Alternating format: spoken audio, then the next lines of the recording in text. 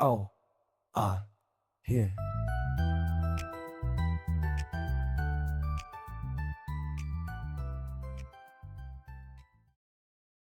Have you ever tried to change someone's mind? Maybe you wanted to choose the movie for movie night. Maybe you wanted your friend to try a new restaurant. Maybe you wanted to convince your boss to give you a vacation. We all do it. Every single day, we try to persuade people. But sometimes, it feels impossible. You talk and talk, but the other person just shakes their head. They say no.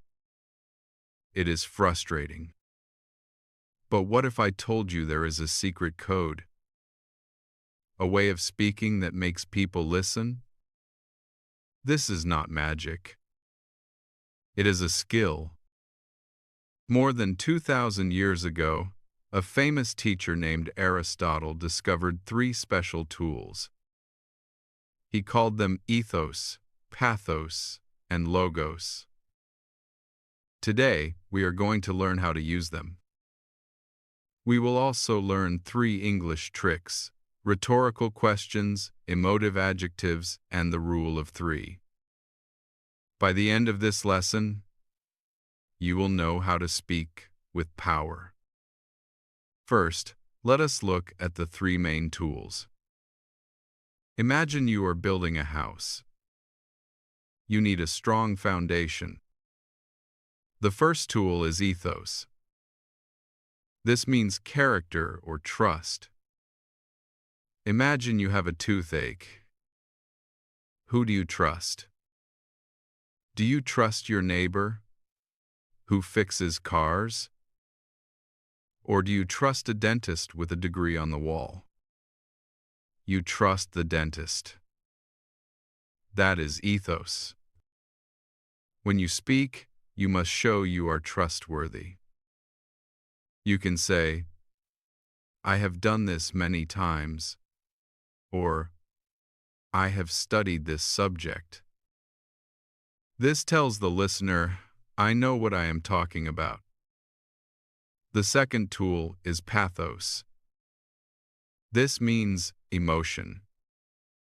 Think about a commercial on television for animal shelters. You see a small, sad dog with big eyes. You hear sad music. How do you feel? You feel sad. You want to help. That is pathos. You are not thinking with your brain. You are thinking with your heart.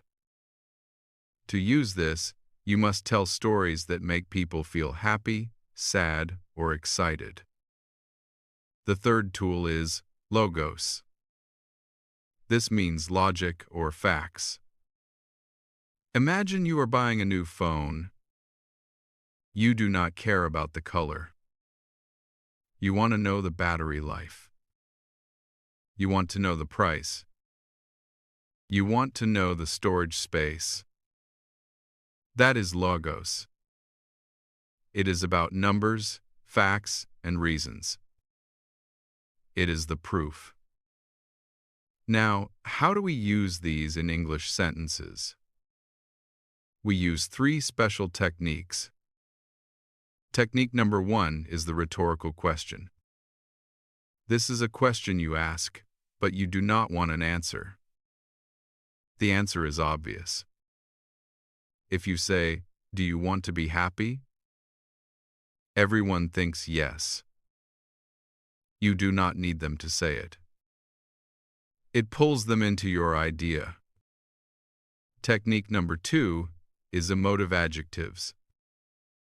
Adjectives describe things, but emotive adjectives make you feel things. Instead of saying, "This is a bad idea," you say, "This is a disastrous, terrible idea."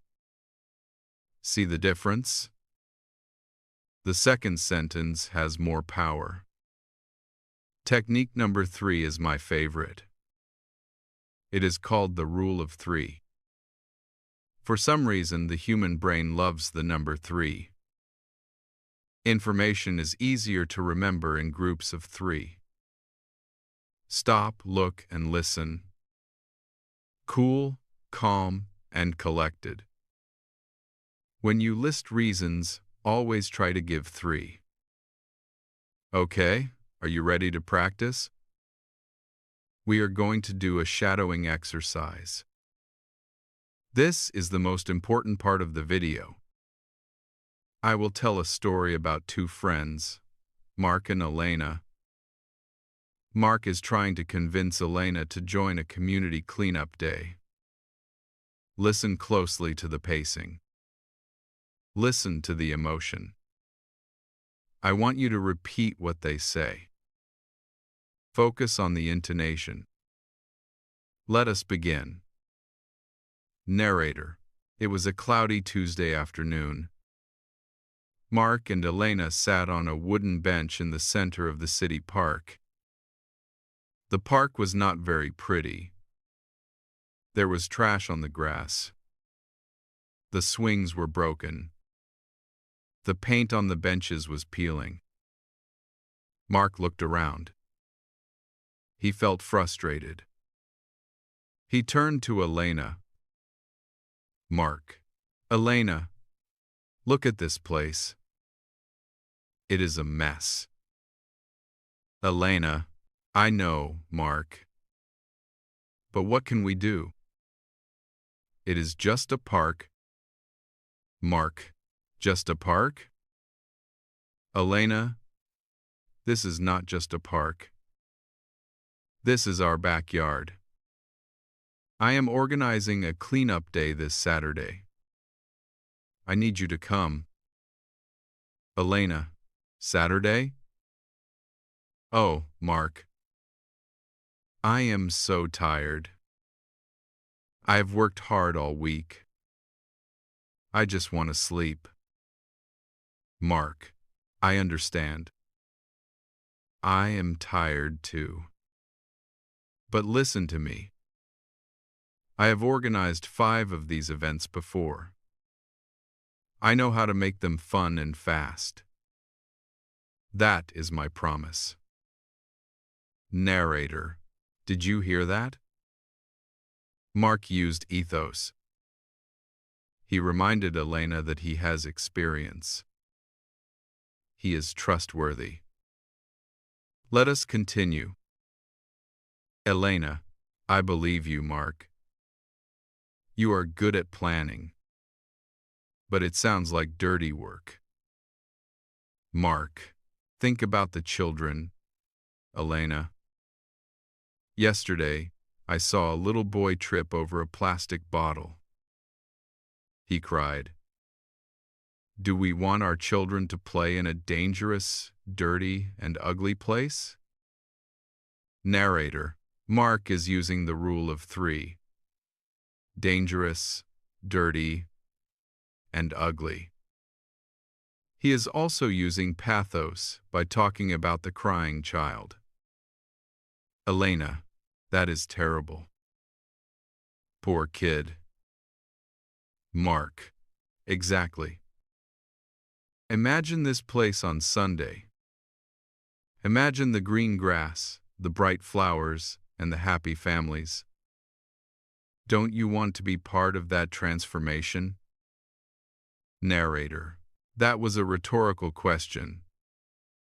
Don't you want to be part of that? Of course she does.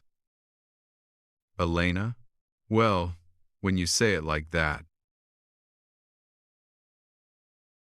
It does sound nice. But I have so much laundry to do. Mark: Bring your laundry later. Look, it only takes 2 hours. We have 20 volunteers already. If we all work together, we can finish by noon. 2 hours of work for years of beauty. It is a logical choice. Narrator: There is the logos. He used numbers. 2 hours. 20 volunteers. It makes sense logically. Elena, okay, okay. You convinced me. You are very persuasive, Mark. Mark, great. It will be fun. Trust me. Narrator, now, let us pause the story there. Did you hear how the energy changed? In the beginning, Elena was tired and skeptical. She did not want to go. Mark did not just say, please, please, please. No. He used a strategy. First, he built trust. He said he had done this 5 times before. That is ethos. Second, he made her feel something. He talked about the little boy falling down. He made her feel sad for the child and excited for the future. That is pathos. Third, he used logic. He broke it down into numbers. 2 hours. Noon. That is logos. And he used our English skills perfectly. He asked, do we want our children to play in a dangerous place? Rhetorical question. He described the park as dangerous, dirty, and ugly. Emotive adjectives and the rule of 3. This is how you win an argument. You do not need to shout. You need to structure your thoughts. I want you to try this today. Think of something small. Maybe you want your friend to drink water instead of soda. Don't just say, drink water. Try using ethos. My doctor told me water gives you energy. Try using pathos. Don't you hate that tired, heavy feeling you get after sugar? Try using logos. Water is free, healthy, and available right here. See? It sounds much more professional. Before we finish this lesson, I want to review 5 key vocabulary words from our story and explanation. I will say the word, and then I will tell you what it means. 1. Persuade. To persuade means to convince someone to do something or think something. Mark persuaded Elena to clean the park. 2. Credibility. This word comes from credible. It means the quality of being trusted. When Mark said he had experience, he was building credibility. Word number 3. Rhetorical. A rhetorical question is asked to make a point, not to get an answer. It is a tool for effect. 4. Skeptical. If you are skeptical, you are not sure about something. You have doubts. Elena was skeptical at the beginning of the story. And word number 5, emotive. This describes words that create strong feelings. Disastrous is an emotive word. Bad is not very emotive. Learning to persuade people is a superpower. It helps you in business, in school, and in your personal life. But remember, the best persuasion is honest. You must use ethos, pathos, and logos to tell the truth in a powerful way. Thank you for listening and practicing with me today. Keep shadowing the story. Listen to Mark's voice again. Practice his confidence. Soon, you will be the most convincing person in the room. Good luck, and keep speaking.